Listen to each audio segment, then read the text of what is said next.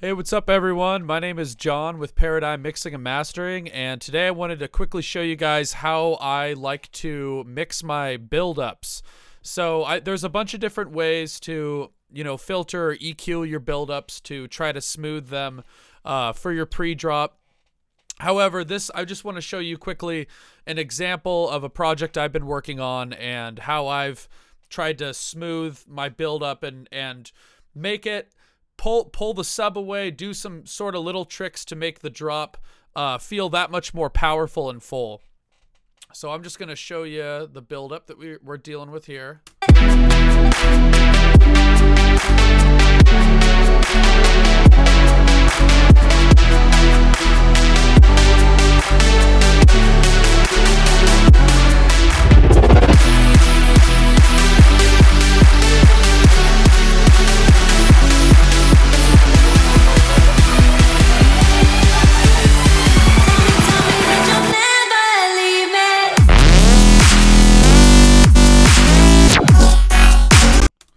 All right.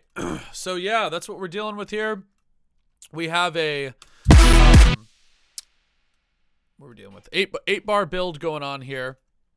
So there's multiple things I like to do. So first, starting with the kick and snare, drums in general.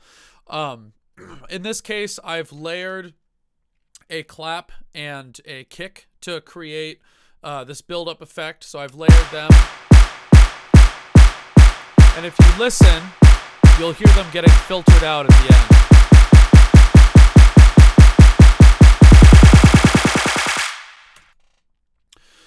So in this case, I've used a high pass that I've automated for the last bar here.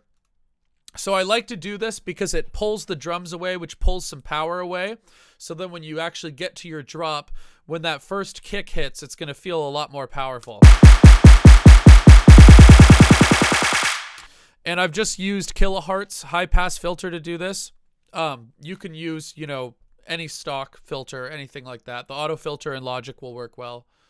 And then going on to the other elements in the buildup. So I have this bass.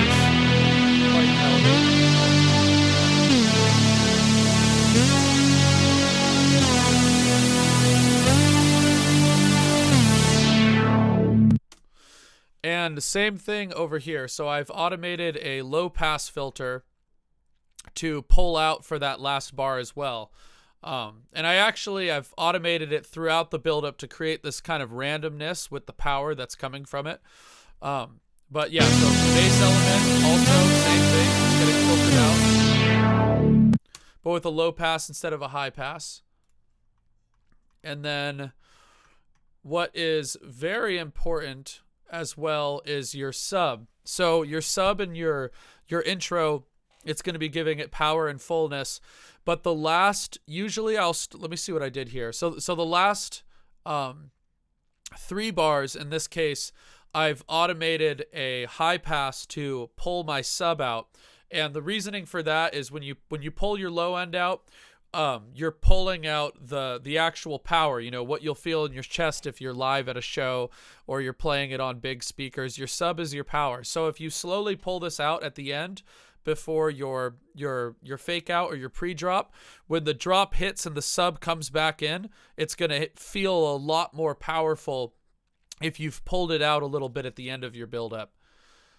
So yeah, this is the sub starting before we do this.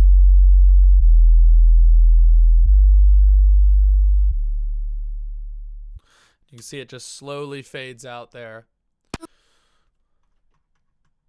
So the other thing we got, so I have this lead melody.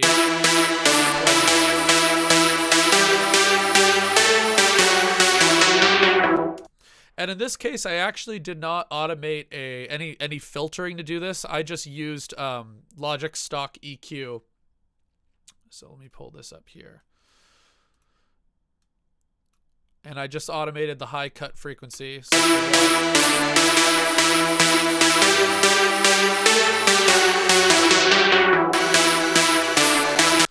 we're just pulling that out at the end there. And yep, then I got some risers, but that's about it. So when you add all that up, either low pass, high pass, sometimes I'll do a combination of both of them. So I'll have them kind of meet together. The importance is really pulling your sub out gently before your pre-drop, and also all of the rest of the elements you want to filter out with a high pass, low pass, EQ, whatever it is, to sort of smoothly bring the power away. So if you see when the pre-drop vocal comes in, it doesn't feel like it's really sudden. It's sort of gradually gotten there, and the power has slowly been pulled out of the track. So when your drop hits, it's gonna be a lot more powerful.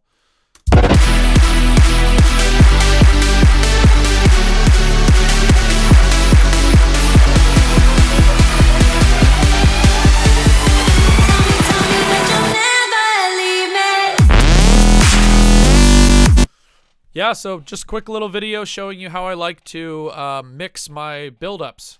So everyone have a good rest of your day.